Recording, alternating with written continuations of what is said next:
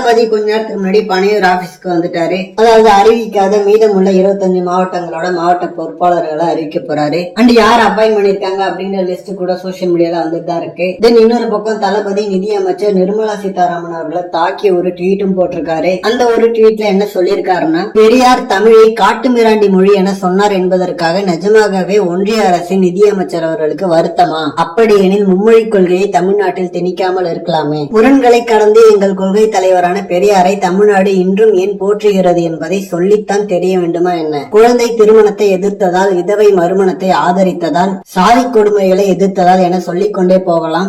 ஒன்றிய அரசின் மீதான விமர்சனங்களை மறைப்பதற்கு கூட பெரியார் தொடர்பான சர்ச்சையை கிளப்பும் அளவுக்கு வலுவானவராக இன்றும் பெரியார் இருக்கிறாரே. இது போதாதா அவரை தமிழ்நாடு ஏன் இன்றும் மாலை மரியாதை செய்து போற்றுகிறது என்பதற்கு? பெரியார் போற்றதும் பெரியார் சிந்தனை போற்றதும் அப்படின்ற மாதிரி போட்டிருக்காரு. ஆனா நிறைய பேரு சீமான் இவ்வளவு நாளா பெரியாரை பத்தி கத்திட்டு இருக்காரு, அதுக்கு மட்டும் ரிப்ளை பண்ணாம இதுக்கு மட்டும் ஏன் ரிப்ளை பண்ணிருக்கீங்க அப்படின்ற மாதிரி கேக்குறாங்க. பட் இதுக்கான அர்த்தம் சீமான் அவர்களை ஒரு பொருட்டாவே மதிக்கல தளபதி. ஏன்னா சீமான் அவர்கள் பெரியாரை பத்தி பேசினதுக்கான காரணம் எல்லாருக்குமே தெரியும். தளபதியோட பொலிட்டிக்கல் என்ட்ரிக்கு அப்புறம் நாம் தமிழர் கட்சி கொஞ்சம் வீக் ஆயிடுச்சு.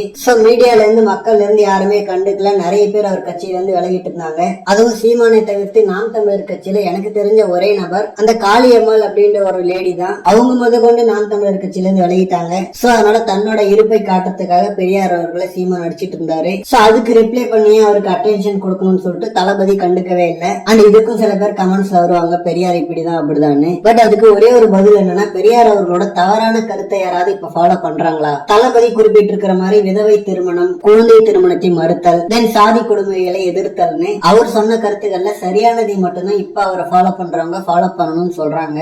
அதனால இப்ப போயிட்டு பெரியார் அவர்களை கெட்டவர்னு ப்ரூவ் பண்ண ட்ரை பண்றது பெருசா எந்த யூஸும் இல்ல. அந்த சீமான் அவர்கள் அந்த மாதிரி ஒரு நாய்ஸை கிரியேட் பண்ணதால அவரை கண்ட்ரோல் பண்றதுக்கு திரும்ப அந்த விஜயலட்சுமியை கூப்பிட்டு வந்துட்டாங்க.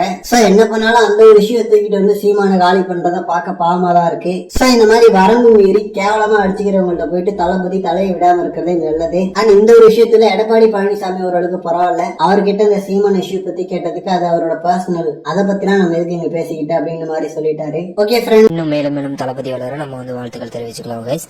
இப்ப இந்த சேனல் வந்து நம்ம புதுசாக ஆரம்பிச்சிருக்கிறோம், நீங்களே சப்போர்ட் பண்ணோம். So I love you guys, by.